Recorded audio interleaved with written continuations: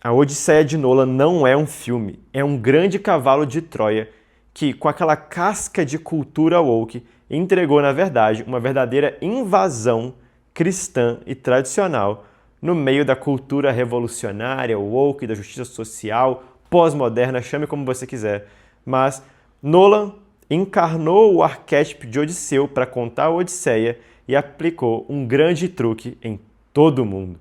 Eu realmente, assim como muitas pessoas, cheguei a achar de que esse filme seria mais um, tipo Anéis do Poder, sabe? Uma história tradicional, uma história querida, mas apropriada pela cultura ideológica, revolucionária, pós-moderna, de descoisificação de tudo. Nolan pareceu que ia fazer isso, mas para mim, agora, estou convencido que isso fez parte de toda a história e é isso que eu quero te mostrar aqui. Eu vou dividir esse vídeo em 3 grandes momentos, né? O primeiro, o Sinon e Antino e a falha da masculinidade. O segundo é Circe e a psicologia feminista, e o terceiro é o retorno do rei e Odisseu como um tipo de Cristo. E esses padrões do truque dentro do truque estão por todo o filme. Na verdade, o tom do filme inteiro. Eu só estou querendo aqui, com esse vídeo, te mostrar alguns dessas instanciações desse padrão, como se eu estivesse batendo algumas cordas para te mostrar o acorde que permeia toda a história, para que você, quando for assistir ou reassistir, consiga também extrair e ver isso que eu vi e quero muito compartilhar com todo mundo, porque eu achei genuinamente sensacional. É um dos meus filmes favoritos, fácil, assim, dos últimos tempos que apareceram no cinema. Que, assim, também não é tão difícil, né? Tem tanta porcaria no cinema ultimamente. E eu já sei de algumas objeções do tipo, mas a história não é realmente fiel ao Homero. É claro que não. É claro que não. O cavalo de Troia tá lá, não tem cavalo de Troia em Homero. Nolan fez escolhas de adaptação. Não tem como você transformar um livro de 500 páginas que você demoraria facilmente 10, 12 dias para ler em um filme de 3 horas. Mas dentro da escolha do Nolan, toda a estrutura do filme, dentro dos padrões que eu vou mostrar aqui, são perfeitamente coesos, contam uma história coesa, que sim, Odisseu está mais taciturno e sombrio, não aquele fanfarrão orgulhoso, falta elementos mitológicos, a presença dos deuses, mas pensa bem, você ia querer um Odisseu voando pelo céu, voltando da Etiópia, feito de CGI? Eu não ia querer, eu imagino que você também não ia querer. Ia mudar a atmosfera do filme. Então, para você adaptar uma obra igual a Odisseia, você tem que fazer concessões e sacrifícios. E acredito que as escolhas do Nolan foram bem acertadas para o tipo de filme que ele apresentou pra gente. E vamos lá, vamos explorar o simbolismo disso tudo. O início, com o Travis Scott como sendo o bardo, assusta, cara. Parece que ele vai mandar um rap ao invés de fazer lá a poesia grega. Mas beleza, ele começa a falar e ele invoca o tema do truque de Odisseu, o truque. E aí a gente vai para a cena de Sinon, atuado por Elliot Page, que é exatamente como nos memes, assim, é um homenzinho fraquinho, pequeno, no meio daquelas armaduras. É uma cena bizarra. E você então assusta, né? No início do filme você tem o Travis Scott como um bardo rapper e o primeiro soldado grego que aparece é um homem trans. Aí você fala, pô, fudeu, isso aqui é Anéis do Poder da pior forma possível. Mas não, é aí que começa todo o brilhantismo de Nolan. Um comentário antes, lembra que o cavalo de Troia nem sequer faz parte da Odisseia. Então se você já vai olhar para o filme cheio de expectativas de literalidade da adaptação, você já perdeu. Porque o cavalo de Troia não faz parte da Odisseia. Mas a ideia do cavalo de Troia já está tão enraizada no nosso imaginário do que é a Ilíada e a Odisseia que a gente aceita muito bem. Então, é importante lembrar que essas histórias, gente, antes de serem textos, foram tradições orais, né? O cavalo de Troia e Sinon vem da Eneida de Virgílio, que é mais uma adição à história, mais uma tradição que se soma acima das outras tradições. E as histórias antigas sempre funcionaram assim. Nós hoje somos muito preocupados com copyright, a gente tem essa overdose de texto e vídeo, a gente não tem contato com essa realidade como os antigos entendiam a história. Não era sobre a literalidade da letra, mas sim os padrões, os acordes principais que vão sofrer variações dependendo de quem conta. E Nolan consegue captar os padrões e adicionar novas coisas, novos elementos. E um desses elementos é justamente Sinon. Na história de Virgílio, Sinon fica para entregar o cavalo sabendo que é um truque. Aqui, Nolan não. Ele pega o padrão maior da história, mas introduz um novo elemento. Sinon não sabe que é um truque. o cara que está lá para enganar os troianos também está sendo enganado. Percebe o padrão? O enganador vai ser enganado junto com todo mundo. E quando você lembra quem é o personagem que está atuando Sinon, as coisas começam a se amarrar de uma forma diferente. E isso vai dar o padrão, como eu estou dizendo, para todo o filme. E essa ideia da dupla inversão, né, do enganador sendo enganado, é um padrão cósmico que está por toda parte, inclusive na Bíblia, está por todo lado na Bíblia. Talvez é melhor resumido como quando Jesus diz, os últimos serão os primeiros. Né? Então essa ideia de inversão, de daqueles que se elevam, daqueles que buscam enganar, serão eles, por fim, enganados também.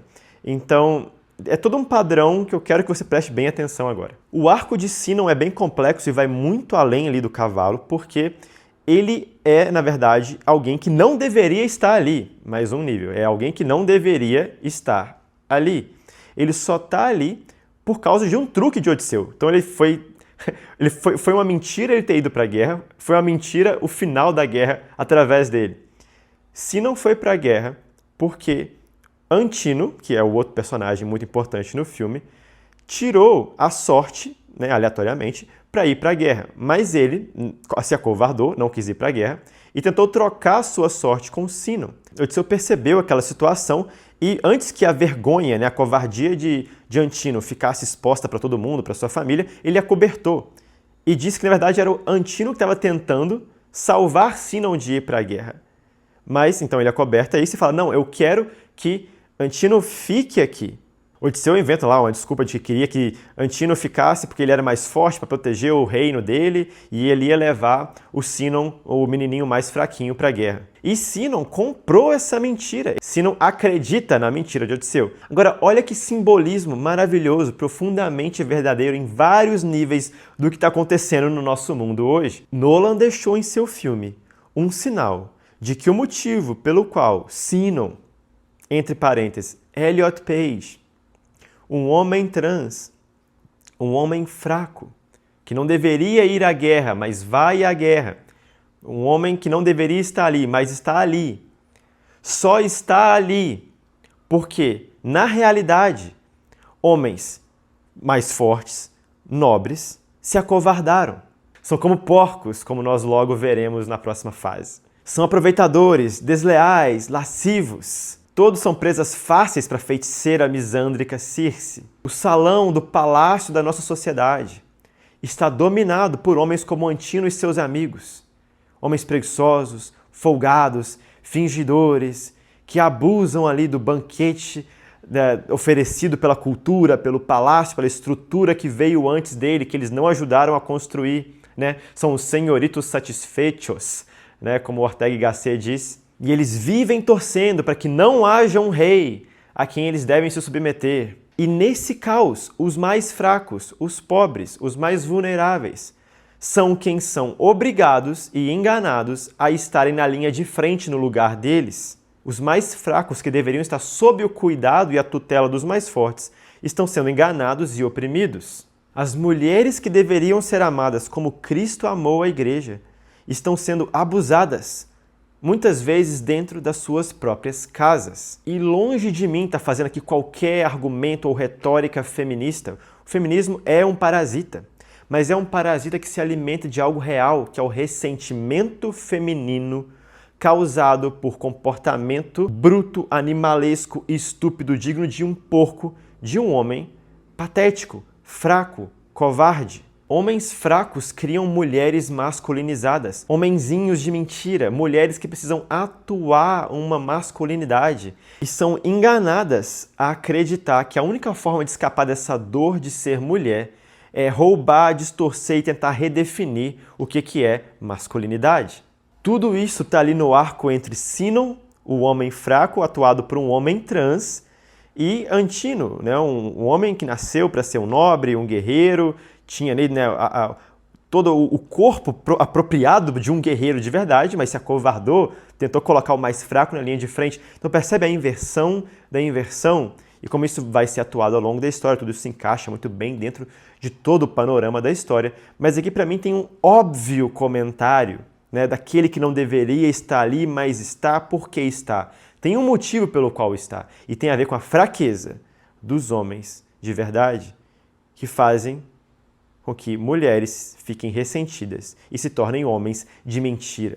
Então agora aqui hoje eu vou fazer um grande salto para Circe, como eu disse, minha ideia não é passar por cada fase do filme, mas mostrar esses acordes maiores, a vibração geral para que você consiga aproveitar e extrair esses padrões da dupla inversão através de todo o filme. E para mim o próximo ponto que se encaixa diretamente com esse é justamente Circe e a psicologia do feminismo, ou da feminista. A Circe desse filme é um pouco diferente, ou bem diferente da história de Homero, porque em Homero Circe é uma feiticeira que vive em uma ilha paradisíaca, né, cheia de florestas, meio que no limite do mundo conhecido, habitando um palácio. Então tem essa ideia da mulher poderosa. Já nesse filme ela parece como uma mulher mais abandonada, né, mais ali no meio do nada, numa casinha furreca, que tem sim lá seus animais encantados e tudo mais, mas ela parece muito mais desolada e abandonada, vamos dizer assim, mais frágil. E de novo eu quero te lembrar, se você fica fixado na literalidade da transposição da história, você vai deixar de ver que o padrão, o sentido, está sendo bem transposto para o meio do cinema e para o que o diretor quer mostrar. Por mais que não vai estar na literalidade da mitologia, mas os acordes da mitologia estão todos ali. E eu vi pessoas criticando o filme, dizendo que esse foi uma apologia ao feminismo, essa cena de Circe. Eu fico... Bem, foi um comentário ao feminismo? Sim. Circe representa a mulher feminista? Sim. Mas se isso foi uma tentativa de apresentar o feminismo de alguma forma positiva, a tentativa foi falhada miseravelmente. Então tem duas opções. Ou Nolan fez isso de propósito, como eu estou sugerindo que foi o truque dentro do truque, ou, no mínimo, a própria história da Odisseia acabou aplicando um truque no autor, no caso do diretor.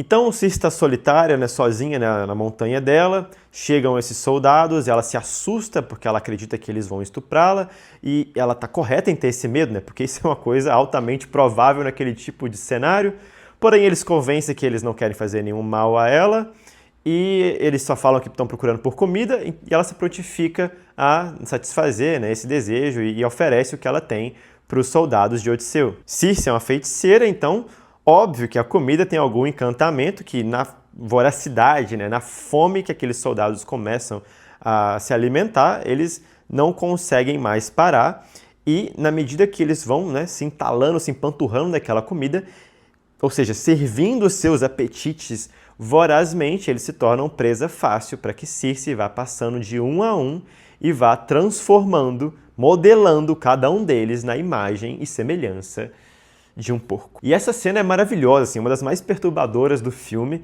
E não é só um truque de mágica, não é tipo como se ela... pronto, virou porco. Eu acho muito legal como ela vai usando as mãos, tem algo desse ato demiúrgico, sabe? Ela tá moldando a realidade daqueles homens de acordo com as ideias que ela tem na cabeça dela de quem ela acha que os homens são. Criaturas de apetite indomável e bestas de sangue quente. Pronto, olha aí o feminismo. Claro, né, toda mulher sabe que os homens são como animais mesmo. Mas calma, porque a dinâmica não acaba aí. Por um lado, ela vê os homens como essas criaturas impulsivas, cheios de apetite e desejos e voracidade, dos quais ela se enxerga como sendo uma vítima, e não sem alguma razão. Por outro lado, essa sua perspectiva não apenas corrompe a sua relação com os homens, mas esse olhar para a realidade corrompe todo o mundo humano relacional dela. Existe um outro animal na cena, existe um corvo ali, e esse corvo é a sua irmã.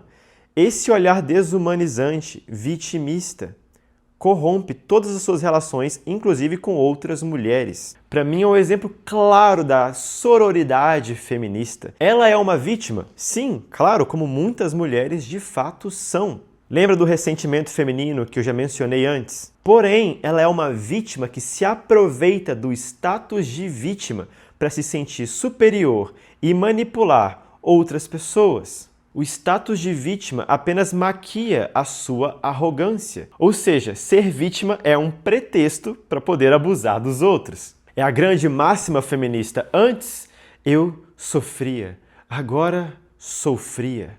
Sofrida. Síndrome da feminista. A feiticeira, a bruxa, é a imagem espiritual do feminismo. Ou melhor, o feminismo é apenas o braço político da bruxaria. Se você não tinha percebido isso ainda, bem-vindo ao mundo. O feminismo que quer glorificar a feiticeira, a mulher indomada pelo patriarcado, ironicamente, se beneficia de transformar os homens naquilo que as mulheres odeiam nos homens. Você tem um ciclo vicioso que é pura feitiçaria. Isso é a essência da bruxaria. Eu odeio homens. Tá, por quê? Porque são porcos imundos que vivem para satisfazer seus desejos sexuais monstruosos, animalescos, imundos, que fazem tudo na base do poder e da força, ao ponto do estupro. E sim, homens são capazes disso. A crítica é real. Qual que é a solução da feminista barra bruxa? Transforma os homens em porcos imundos. O que é o pornô?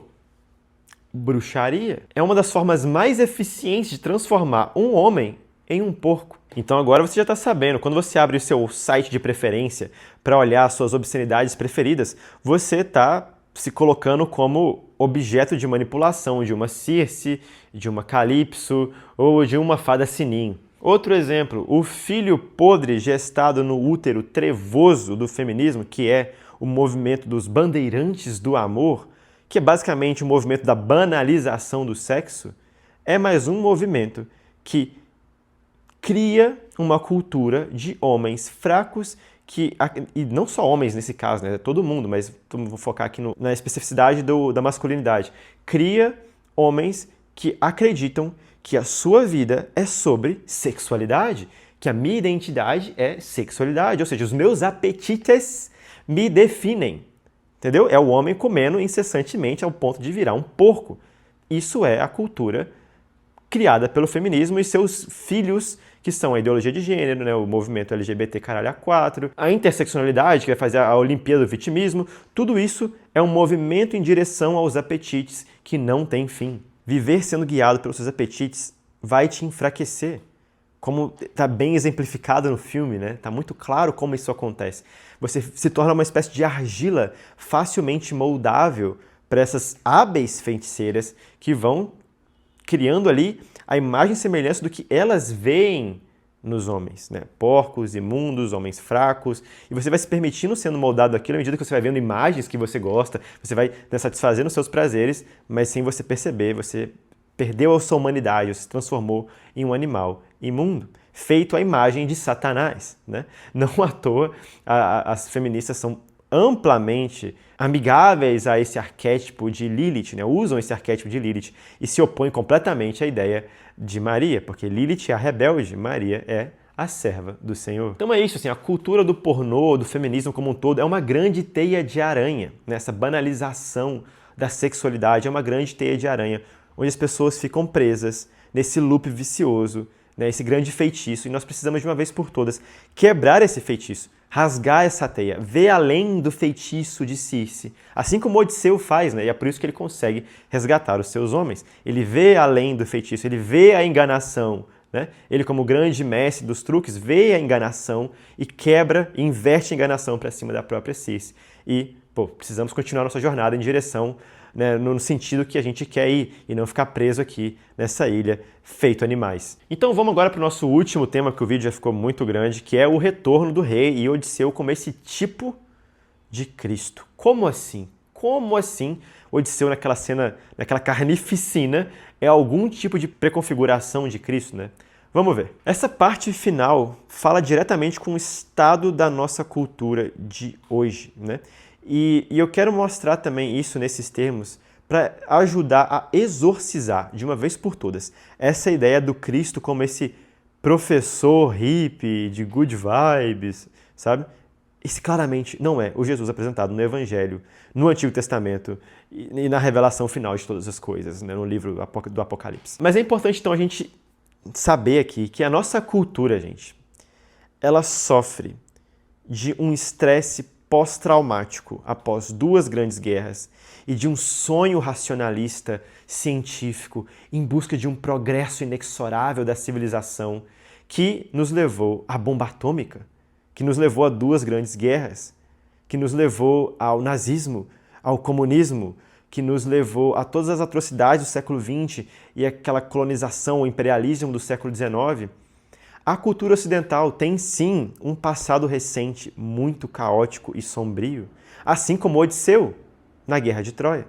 Mas aqui que está a mensagem, não só da Odisseia como um todo, mas especificamente como enquadrada por Nolan nesse filme. Não é só porque você fez coisas horríveis no passado e você sente culpa e remorso que você precisa abandonar sua casa, sua mulher, seus filhos, começar a pedir desculpa por ser homem e começar a abrir as portas para invasores que odeiam a sua cultura. Não importa o que aconteceu no passado, você não precisa cometer suicídio cultural. Você não precisa deixar que os carniceiros, que as hienas venham e devorem todo o seu corpo, toda a sua cultura, como quer essa cultura, essa filosofia pós-moderna, desconstrucionista, que quer, por algum remorso, algum sentimento de culpa, desconstruir tudo o que foi feito pela tradição ocidental, como se tudo que tivesse ali fosse patriarcal, opressor, branco, colonizador, todos esses temas que a gente escuta o tempo todo. Isso é um suicídio cultural, é remorso e é uma vingança que parte de dentro, sabe?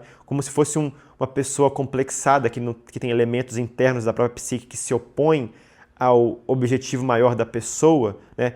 Partes internas sombrias que trabalham contra a nossa vontade, uma espécie de autossabotagem.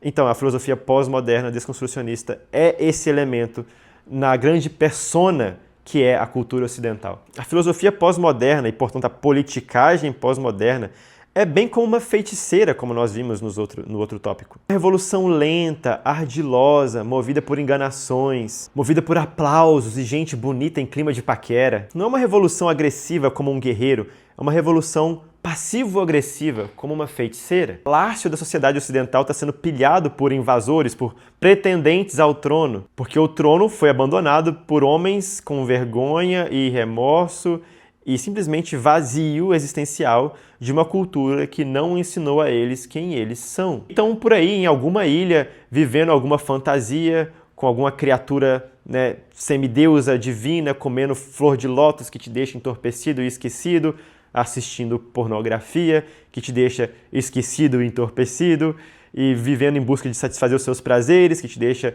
agindo como um porco, que por sua vez cria ressentimento nas mulheres, que aí cria mais desejo de revolução, que aí continua avançando a agenda revolucionária, feminista, desconstrucionista, pós-moderna. Percebe como o ciclo vai se alimentando? E os carniceiros vão corroendo aquela terra, vão corroendo o palácio, vão começando a fazer promessas e joguinhos e recompensas para aqueles que começarem a considerar a traição ao rei, começarem a trocar de lado, virar a casaca. E aí os aliados que defendem o rei na sua ausência começam a diminuir, vão enfraquecendo, e aí, como no filme, resta o quê? Resta apenas um pastor, fraco, velho, quase que cego, e um filho que ainda é jovem e não consegue defender o trono, e algumas mulheres que ainda são fiéis ao mestre da casa e à sua esposa. E aos poucos, esses urubus começam a oprimir aqueles fiéis que restaram.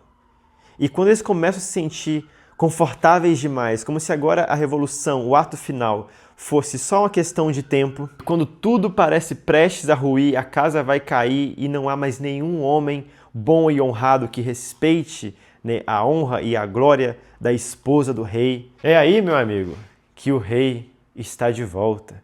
E ele aparece primeiro como um estrangeiro.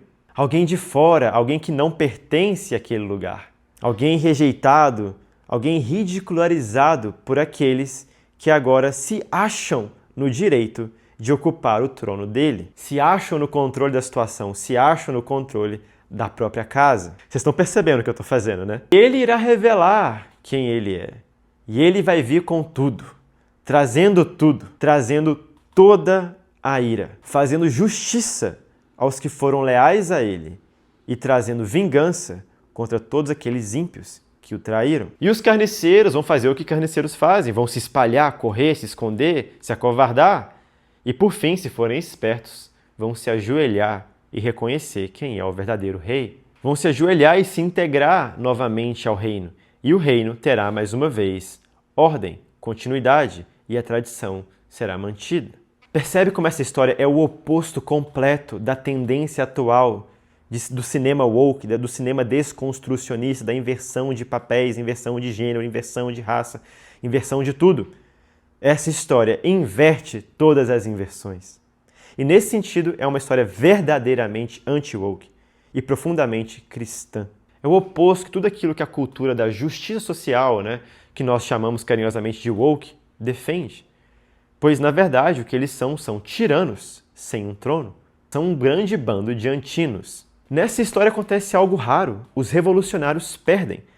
O cinema pós-Segunda Guerra Mundial é repleto do tema do rebelde, e o rebelde sempre ganha. O que você acha que é Star Wars, por exemplo? É uma rebelião bem-sucedida. E isso é o tema de basicamente todos os outros filmes.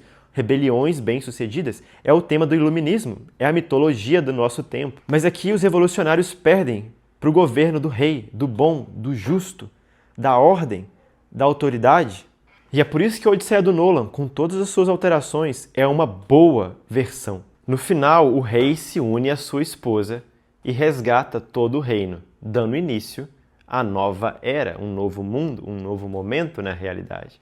Percebe? E é por tudo isso que a Odisseia de Nolan, por mais que tenha várias alterações e reduções e o próprio estilo do autor em cima de Homero, é uma boa versão da Odisseia. Pode não ser a Odisseia que a gente queria, mas é a Odisseia que a gente tem e a Odisseia que eu espero ter te ajudado a ver, que é a Odisseia que a gente precisa, pois é a Odisseia que nós estamos vivendo como um todo, exatamente nesse momento, no nosso mundo.